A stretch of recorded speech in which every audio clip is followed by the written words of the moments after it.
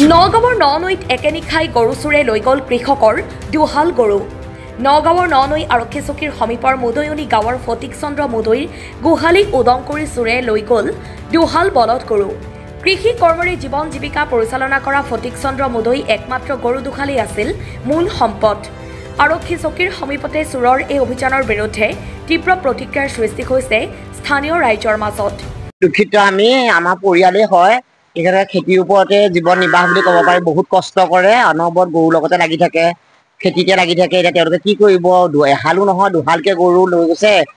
অতি মানে দুখনীয় কথা এইটোৱে যে পুলিচ থানাখন একে সন্মুখতে, তেওঁলোকে নাইট ডিউটি মাৰিয়ে থাকে, দেখিয়ে থাকো যে তেওঁলোকে যিটোত মানে মনোনিৱেশ কৰিব লাগে সেইটো বিষয়ত চাগে মনোনিৱেশ নকৰে, সেইকাৰণে এনেকুৱা এটা ঘটনা হ'বলৈ হৈছে। তেওঁলোকে মানে নিজৰ ডিউটিতহে নিজে দায়িত্ব পালন কৰা নিচিনা।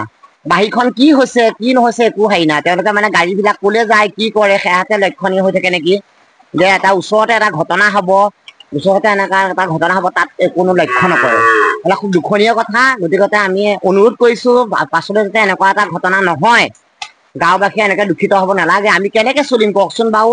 আমাৰ ছাগলী আছে, গৰু আছে, এনেকে যদি চুৰ হয় দিনে পোহৰে বা ৰাতি হ'লেও, ওচৰতে আমাৰ আৰক্ষী থানা আছে, যদি এনেকে চুৰ হয় আমি কেনেকে চলিম? আমি বেলেগক কেনেকে নিৰাপত্তা দিব যদি ওচৰতে নিৰাপত্তা দিব নোৱাৰে? চকু ওলায়েই, তেওঁলোকে য'ত ডিউটি মাৰি থাকে তাৰ সন্মুখতে এনেকুৱা ঘটনা হৈছে, বেলেগক কি নিৰাপত্তা দিব? তেওঁলোকৰ ঘৰখনতে যদি এনেকুৱা এটা হৈ থাকে, বেলেগক কেনেকে নিৰাপত্তা দিব? গতিকে আমি অনুৰোধ কৰিছো ভৱিষ্যতে এনেকুৱা নহয়, তাৰ প্ৰতি তদাৰক কৰিব লাগে আৰু উপযুক্ত ব্যৱস্থা গ্ৰহণ কৰিব লাগে। হয়, নগাঁও জিলাৰ ননৈ অঞ্চলৰ মুদৈয়নিত আমাৰ যিখন ননৈ আৰক্ষী পহৰা চকী আছে, তাৰ ঠিক নাকৰ পোনে পোনে যিঘৰ মানুহ আছে, একেবাৰে নাকৰ পোনে পোনে যিঘৰ মানুহ আছে, সেই মানুহ ঘৰৰ পৰাই দুহাল গৰু যোৱাকালি 27 তাৰিখে ৰাতি, 27 এপ্ৰিল 2025 চন তাৰিখে ৰাতি সেই দুইহাল গৰুকে সেই মানুহ ঘৰৰ পৰা লৈ গৈছে। আপোনালোকে নিশ্চয় জানে, এতিয়া ভৰ বাৰিষাৰ কাল, মানুহ শালি খেতিৰ কাৰণে সাজু হৈ উঠিছে।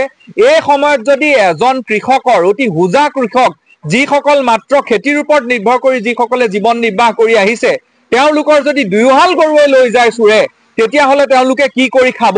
আৰু এই হৈছে অসমৰ খেতিয়কসকলৰ আজিৰ তাৰিখত নিৰাপত্তা। আৰু মই সেইকাৰণে কৈছো যে এখন আৰক্ষী পহৰা চকীৰ সন্মুখত যদি থকা মানুহ ঘৰৰ গৰুহালো যদি চোৰৰ পৰা বাচি থাকিব নোৱাৰে, সেই মানুহ ঘৰতো যদি নিৰাপত্তা নাই, তেতিয়াহ'লে অসমত সামগ্ৰিকভাৱে নিৰাপত্তা কাৰ? এই প্ৰশ্নটো এটা কিন্তু ডাঙৰ প্ৰশ্নত পৰিণত হৈছে। সেইকাৰণে আমি কওঁ যে অসমত হয়তো অকল নিৰাপদ মাত্ৰ মুখ্যমন্ত্ৰী আৰু তেওঁৰ পৰিয়াল আৰু তেওঁৰ নন্দী ভিংগীসকল, তাৰ বাদে সাধাৰণ মানুহৰ নিৰাপত্তা একেবাৰে শূন্য। যি সময়ত মুখ্যমন্ত্ৰীয়ে স্মাৰ্ট আৰক্ষীৰ কথা কৈ থাকে, এয়াই স্মাৰ্ট আৰক্ষীৰ অৱস্থা নেকি? আজি এখন আৰক্ষী পহৰা চকীত এটা CCTV কেমেৰা পৰ্যন্ত নাই।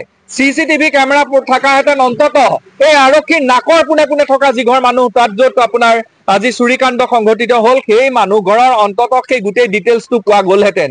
এই হৈছে আমাৰ স্মাৰ্ট আৰক্ষী।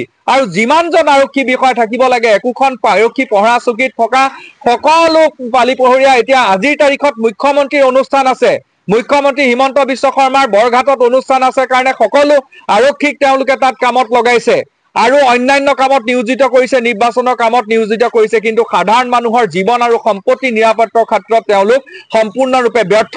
আৰু এটা কথা মই মুখ্যমন্ত্ৰী হিমন্ত বিশ্ব শৰ্মা ডাঙৰীয়াক ক'বলৈ খোজো যে আপুনি যদিহে সঁচাকৈ অসমীয়া থলুৱা মানুহক ভাল পায়, তেতিয়াহ'লে অসমীয়া থলুৱা মানুহৰ জীৱন আৰু সম্পত্তিৰ সুৰক্ষা প্ৰদান কৰক আৰু এই বিশেষকৈ গৰু চোৰৰ সমস্যাটো সমাধান কৰক। আপুনি আমাৰ মহিলাসকলক মোবাইল দিয়াৰ প্ৰয়োজন নাই, 10,000কৈ একাউণ্টত ভৰাই দিয়াৰ প্ৰয়োজন নাই। আপুনি প্ৰতি ঘৰ যিবিলাক মানুহে গো পালন কৰে, পথাৰৰ লগত সম্পৰ্ক আছে, সেই মানুহবিলাকৰ গৰু যাতে চুৰ নকৰে তাৰ নিশ্চিতি প্ৰদান কৰিবৰ কাৰণে প্ৰতি ঘৰ মানুহত আপুনি একোটাকৈ CCTV কেমেৰা স্থাপন কৰক। স্থাপন কৰাৰ কাৰণে আপোনালোকে তেওঁলোকক ধন টকা পইচা দি পেলাই সহায় কৰক, তেতিয়া আপোনাক আমি বাহ দিম। কিন্তু এনেকৈ মাত্ৰ 19ত বাহ বলাই অকল ভোটৰ তাৰণাত ৰাজনৈতিক স্বাৰ্থ পূৰণৰ কাৰণে আপোনালোকে যিবিলাক আঁচনি কৰি ফুৰিছে, কি আমাক সৰ্বশান্ত কৰিছে। আৰু সেইকাৰণে এতিয়া এই মানুহ ঘৰে কি কৰিব? এই মানুহ ঘৰে ইতিমধ্যে দুহাল গৰু, প্ৰায় 2 লাখ টকাৰ মূল্যৰ দুহাল গৰু তেওঁৰ ঘৰৰ পৰা চুৰ কৰি নিছে। তেওঁতো তাৎক্ষণিকভাৱে গৰু এহাল কিনিব নোৱাৰে। গতিকে কাইলৈ এওঁলোক যাব লাগিব অন্ধ্ৰপ্ৰদেশ আৰু হায়দৰাবাদত সিকিউৰিটি গাৰ্ড কৰিবলৈ। এনেকৈ অসমৰ প্ৰত্যেক ঘৰ মানুহ, প্ৰতিটো গৃহস্থীৰ ডেকা ল'ৰাবিলাক এতিয়া অন্ধ্ৰপ্ৰদেশ আৰু হায়দৰাবাদত চিকিউৰিটি কৰিবলৈ ঢাপলি মেলিছে আৰু আমাৰ ইয়াত মামাই আমাৰ স্থানীয় যিবিলাক মহিলা আছে তেওঁলোকৰ লগত নাচি বাগি ফূৰ্তি কৰিছে এয়াই হৈছে অসমৰ অৱস্থা গতিকে আমি ধিক্কাৰ দিছো আৰু লগতে অতি শীঘ্ৰে এই মানে বিশেষকৈ আমি আৰক্ষী বিভাগক অনুৰোধ জনাইছো অতি শীঘ্ৰে আজিৰ দিনটোৰ ভিতৰত বা কাইলৈৰ দিনটোৰ ভিতৰত তেওঁলোকে চুৰক কৰায়ত্ব কৰি আমাৰ যি দুহাল গৰু তেওঁলোকে ইতিমধ্যে চুৰ হৈছে সেই গৰু দুহাল উভতাই দিয়াৰ ব্যৱস্থা কৰিব লাগে ভিডিঅ' জাৰ্নেলিষ্ট মৃণালৰ সহযোগত নগাঁৱৰ পৰা বিভূতি বৰাৰ প্ৰতিবেদন সুহানা লাইভ।